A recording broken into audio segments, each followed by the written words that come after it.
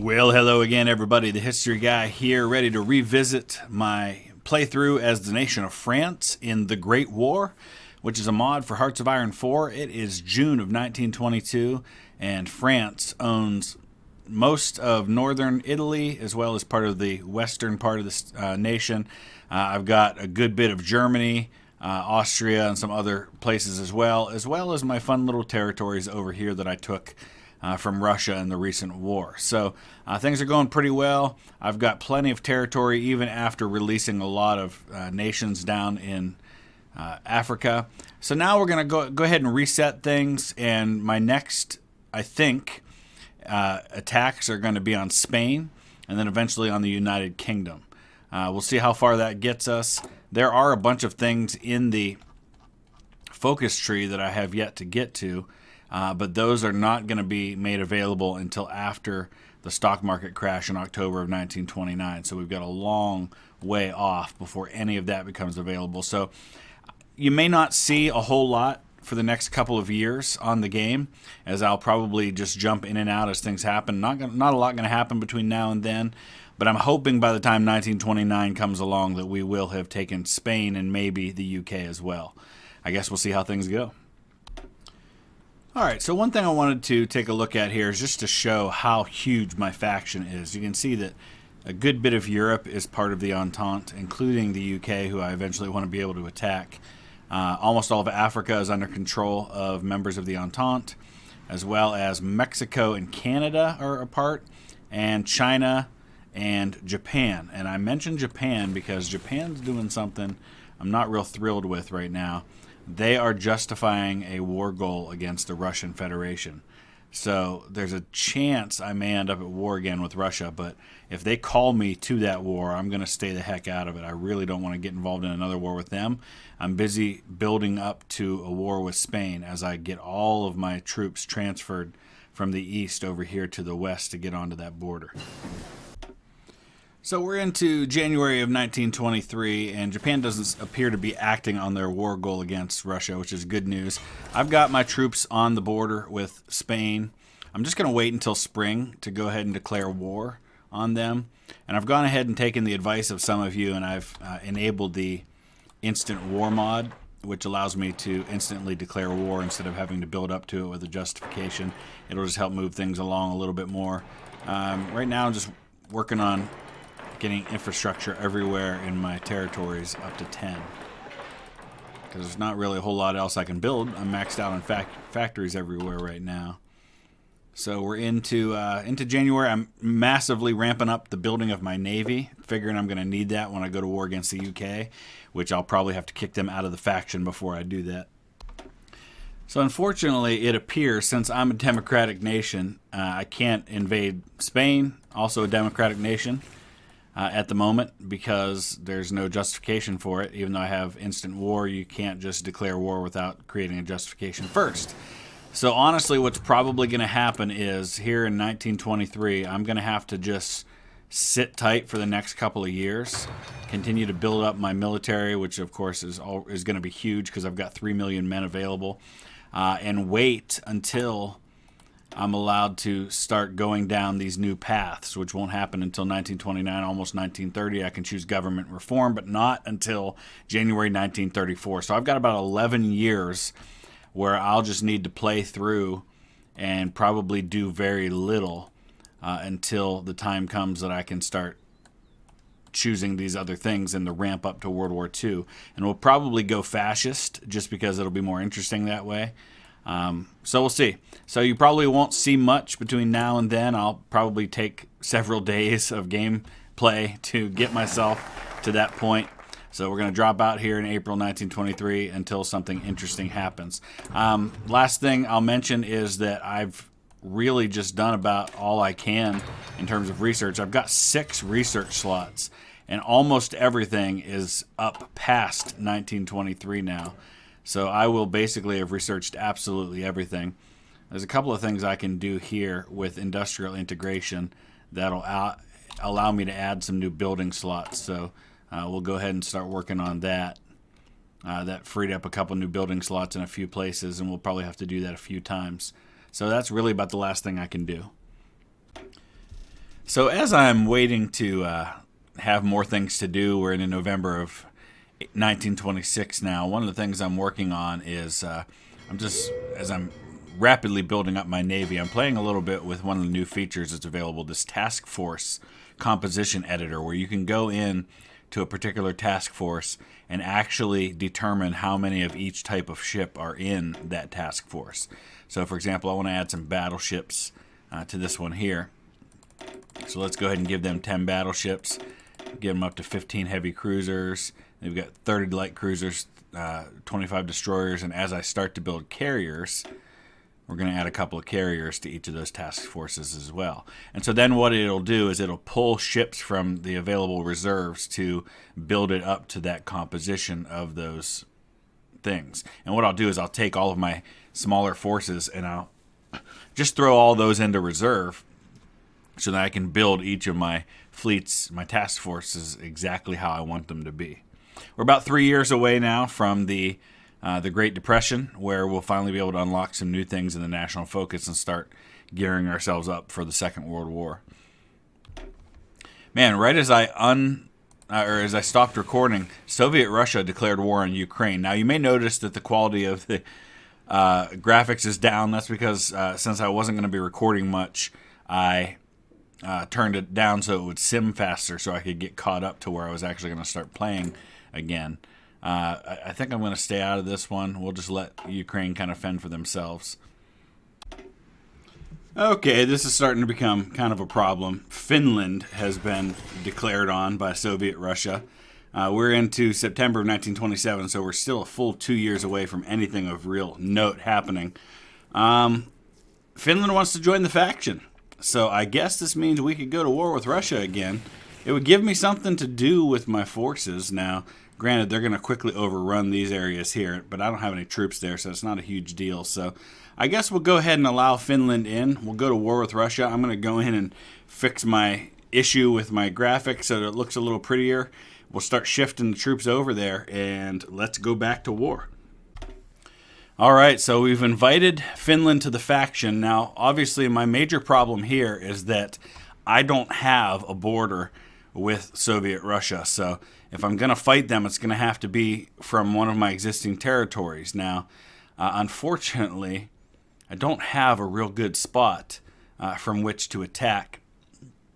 So I'm going to have to build up my ability to produce supply and get supplies flowing so I can get my armies down here to fight out of Chechnya and kind of push my way up from there. I don't know, because obviously as soon as I go to war, they're going to take these areas here, but that's just the way it's got to be. So I'll work on that, and then we'll see what happens. Well, this is kind of interesting. My armies that I'm sending down have actually decided they're going to land in Petrograd, because I forgot I actually have military access given to me by Soviet Russia. So my troops are going to land in Russia. They're going to traverse across Russia to get to the territory that I'm sending them to, and then they're going to invade Russia. I've got a call to arms from both China and Finland for this war. I'm landing troops in Finland as well. I've sent an army up there. And we just got to wait until this other army gets down into the territory that I've sent them to. And then I guess we got to cancel the military access before we go to war. All right, well, this war should go pretty well because even without me, the Soviets have long odds. Because look at this. Now with me adding to it, 7 million men against 4 million. So honestly, this is like another world war. So here we go again. I guess I'm going to have to send some planes over here to help at some point. Yeah, we're just going to... Oh, U.S. wants to send 31 divisions to help out. UK wants to rejoin the Entente. All right, come on in. So here we go again.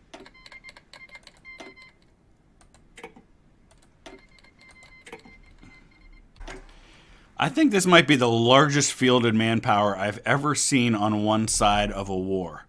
Let's call everybody in the Entente. Because basically the UK has been calling all of their friends, all the members of their Commonwealth. We're up to 15 million in fielded manpower up against a Soviet army of just under, probably right around 4 million. So this is not going to last very long, assuming that all of these armies find themselves in combat. And here come the 31 divisions from the U.S.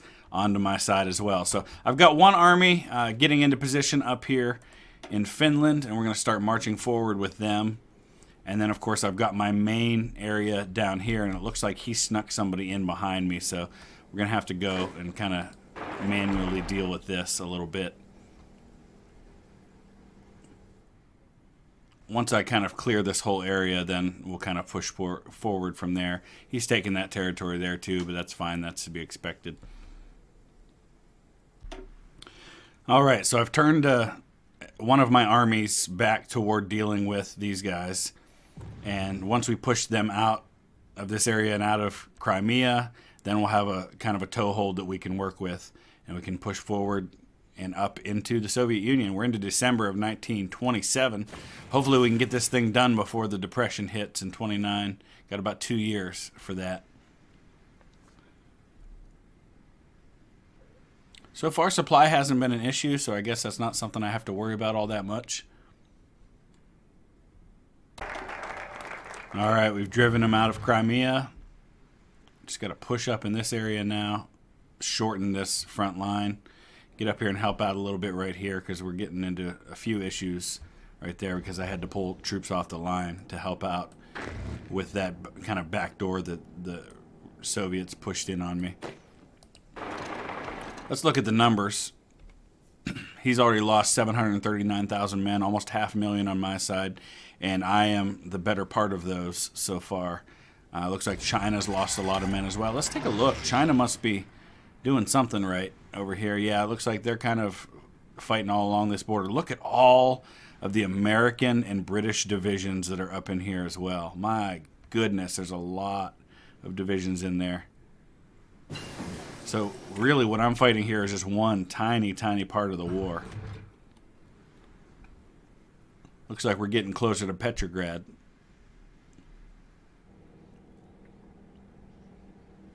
About to take that. Let's see where they're at on this whole thing.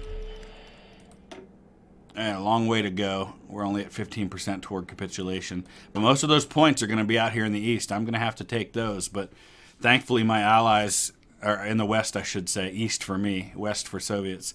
Thankfully my allies are keeping a lot of his divisions busy out there so they can't help out over on this side.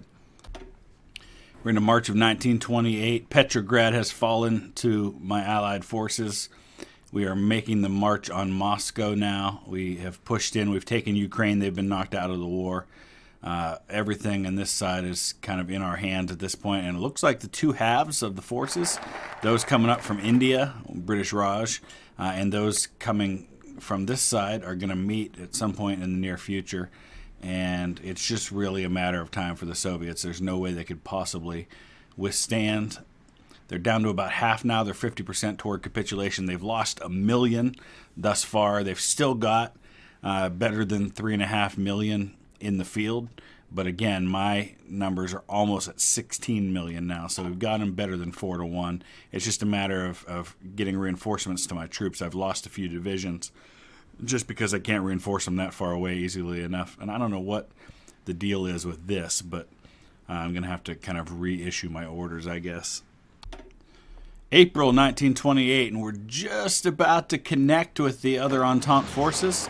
In fact, let's go ahead and make that happen. That'll connect our fronts into one really long one, at least on the southern side of the Soviet Union. And then we're very close to connecting with our forces that are pushing down from Finland as we continue the drive on Moscow. I would imagine this war should end sometime in the summer of 1928. Hopefully we don't have to deal with another winter in the Soviet Union. Why haven't we connected here yet? Well, everything's moving super slow right now, that's why. But we'll get there. Well, as we're into May of 1928, here's the situation. One long, continuous front going all the way from the Pacific Ocean to Europe. Over here on this side, we're very nearly about to connect with the other with the Allies up in Finland. I'm just not sure if we're going to get there before the war ends. We're right on the doorstep of Moscow, and here's the situation. The Soviets are now at 73% toward capitulation. They've lost 1.5 million men. I've lost 500,000 myself. The Chinese, very close to my losses. Those are the majority of the losses on my side, are those two nations. Also, the UK has lost quite a bit as well. But this thing's almost over. We're at 73% now. And I believe once we take Moscow and maybe just a couple of other key spots in this area, that should be enough to get it done. He's got very little left, even really, to defend against me at this point. So we're going to watch here as we make the push up into Moscow.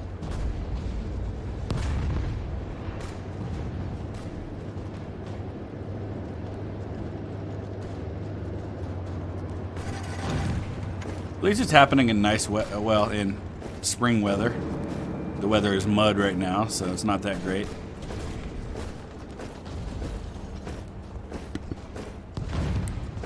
Come on, guys, let's get there.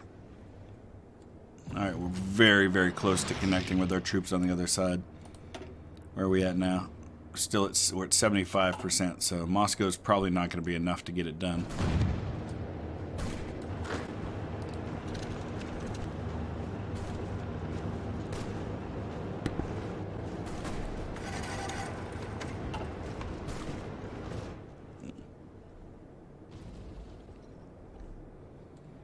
Ah, we've connected at last. Or nearly so. We may surround Moscow before we actually take it.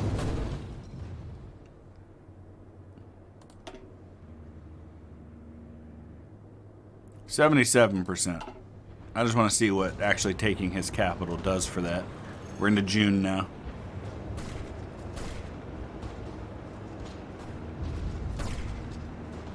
Okay, the tough part here is going to be we've got to attack across the river to actually take the city. There we go.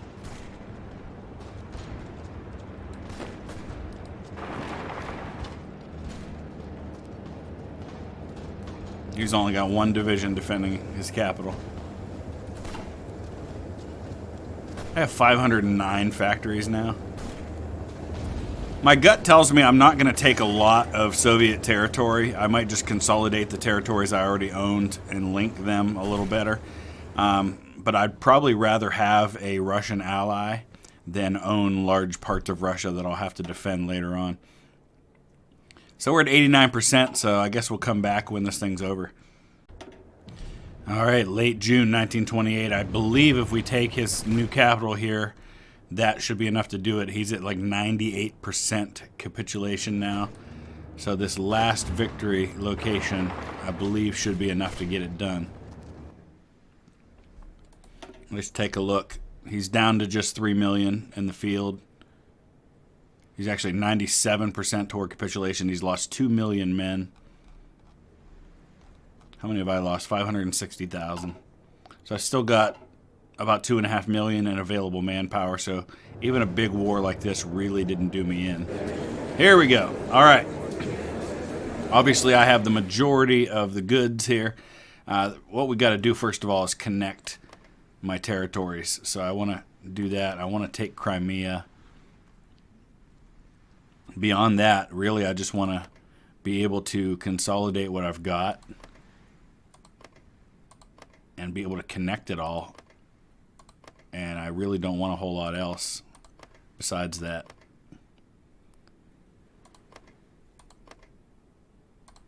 It's kind of an ugly looking territorial swath to have.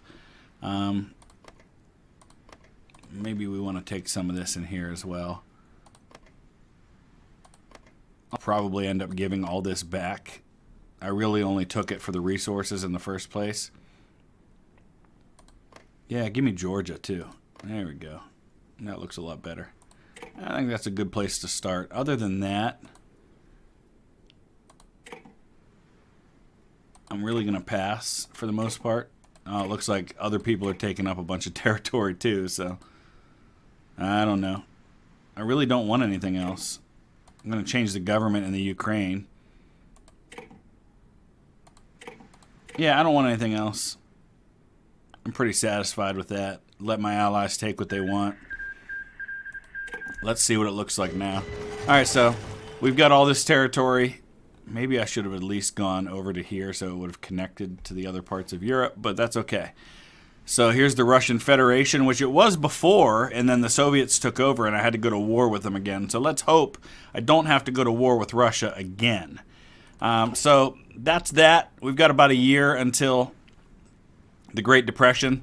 So I'll kind of get myself sorted, get my armies back where they need to be, and then prepare for that.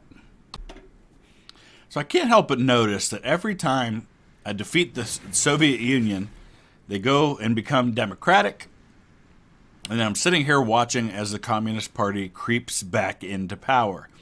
Their numbers are going up steadily, and it won't be very long before they're once again the majority party in the Soviet Union. We'll probably see another civil war. But I think what maybe I'll do next time is jump in on the Civil War if I'm given that option, rather than waiting until the Soviets take over and then having to fight another war against the Soviet Union. So we'll keep an eye on that as we count down just a couple more months to the Great Depression, which will begin in October. Whoa, didn't see that coming. Russia just insists on making life difficult for everybody. They just declared war on the German Republic. So now we're going to see Russia and Germany go at it for a little while, which will make things very interesting. I think Germany wants in. Yeah, they do. So here we go again. Once again, Russia goes to war with somebody. Once again, we invite them to join our faction. And once again, we're going to end up at war with the Russians. So first things first here, I got to get my army out of garrison duty and get them on the front lines so we can prepare for this. And then I would imagine at some point Germany's going to ask for help, especially if other people start getting in on this thing. Let's take a look and see what it looks like right now. Yeah,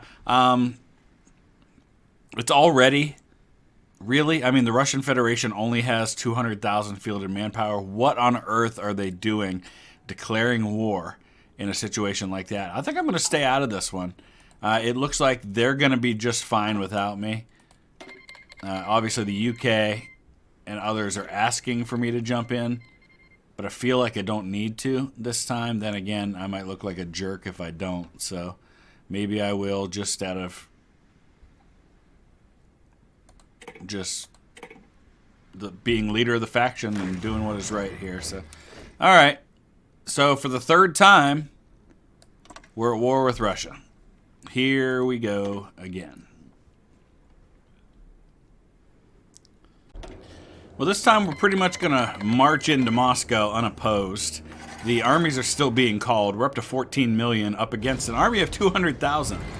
So I guess the only way that Russia's going to stop causing world wars is if we just completely wipe them off the map. So I guess I'm just going to have to continue to take more territory until they realize this is not the way to go. So this time it's not going to cost nearly as many lives. I've only lost 3,000 and I've already taken Moscow. So it's really just a matter of taking everything. We're going to take Kiev. We're going to meet with the German armies here. And then I guess we start pushing up this way. I don't think Finland's getting involved so far. They're just kind of sitting tight. We might need somebody to come in down there. Oh, we got a naval battle over here.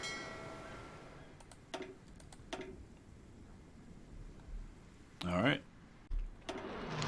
All right, middle of April 1929, and this one's drawing to a close. We're going to let the Germans and their friends, it appears, not really Germans, mostly other folks, Italians, Portuguese, some Finnish troops, some Belgians.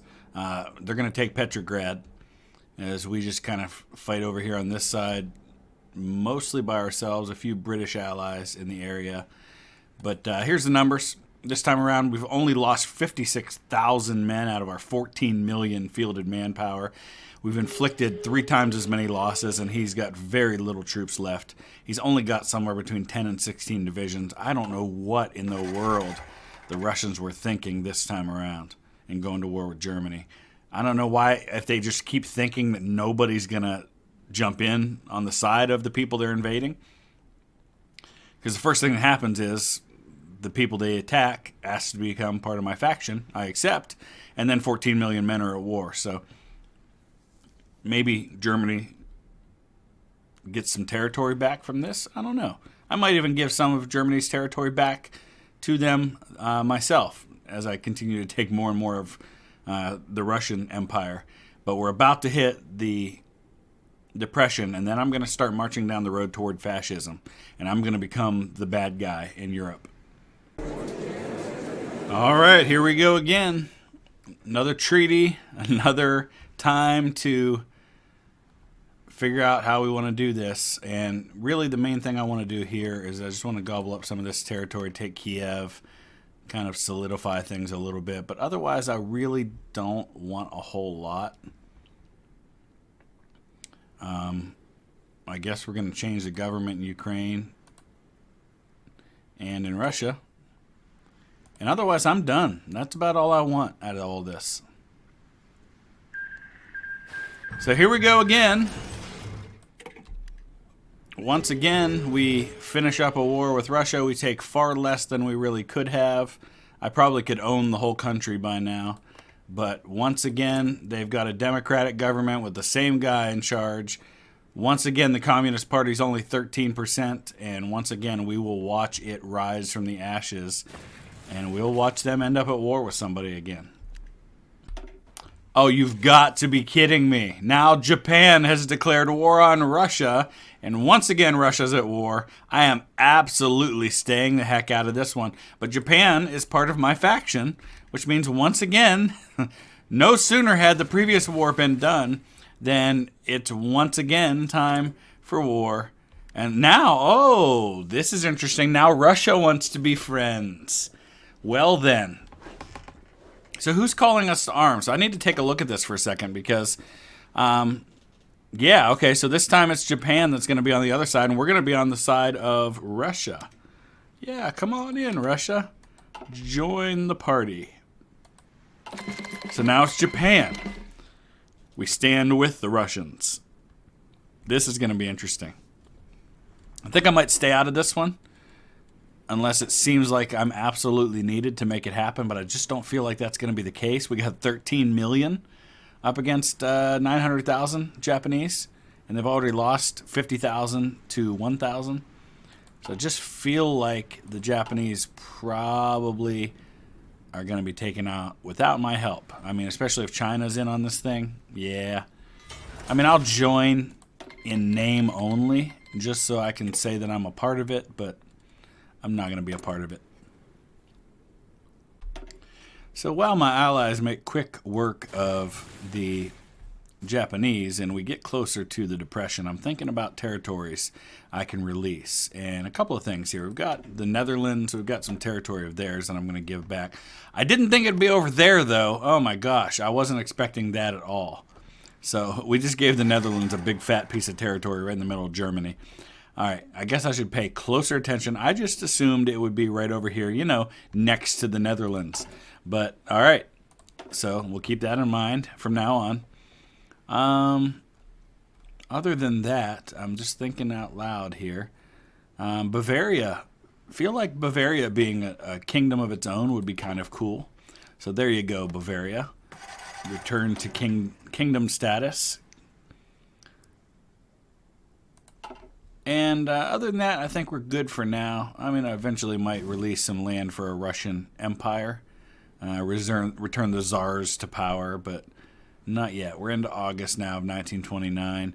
You can see that my allies have taken the Korean Peninsula, and I believe that the Mexicans are attempting to invade mainland Japan. Hasn't happened yet, but it's on the way. See, this is why I love this game so much. Where else would you get to see, in September of 1929, a German army aided by Australians, invading the mainland of Japan and attempting to overthrow the emperor, while a Mexican fleet fights the Japanese fleet off the coast. I mean, that is just amazing. So here's the situation. 17 million against about 400,000. They've lost nearly 500,000 compared to only 48,000 on the Allied side. Obviously, nothing has been done to the mainland of Japan yet, but I would expect once our allies are able to successfully land, they'll be able to deal with them in short order. I'll be interested to see what happens when there's no longer an emperor in Japan. But we also have a stock market crash coming up in about a month. At least I assume that'll be the case. So that'll be interesting to see how that shakes out. All right, it's October 24th. Let's see if we get any news about the stock market. There it is. The dream of perpetual economic prosperity has come crashing down into a nightmare of the worst proportions. Fraudulent practices in banking, as well as rampant unchecked speculation in the United States, always us Americans blowing it for everybody, have sent the New York Stock Exchange to one of its all-time historic lows on a day known as Black Tuesday, which was quickly echoed by stock markets in London, Paris, and elsewhere in the world. Times look grim for the Western world. All right. Meanwhile, I'm assuming the war's still going. It just looks like no fighting is happening at the moment. Oh, Japan's actually lost some territory of consequence. Where? I'm not sure. It must be up here in the north. So the war's going to continue. We are now in the Depression, which means I can now choose deflationist program and open up all of this down here. Now, some of it, government reform tree, I can't open until 1934, but everything else I can. So at least gives me a bunch of new things to do. But I'm going to stop right there. That'll be for the next episode, the Depression. Still a lot to do, so let me know your thoughts. Use the comment section below. Please hit that thumbs up. If you want to follow me on Instagram, I have added a link to my personal Instagram page, something new. It's not really history guy related. It's mostly personal stuff on there, but you are more than welcome to follow me on there if you'd like, and would love to see what's going on there. So thanks a lot, guys, as always, and I will see you again soon. Thanks for watching.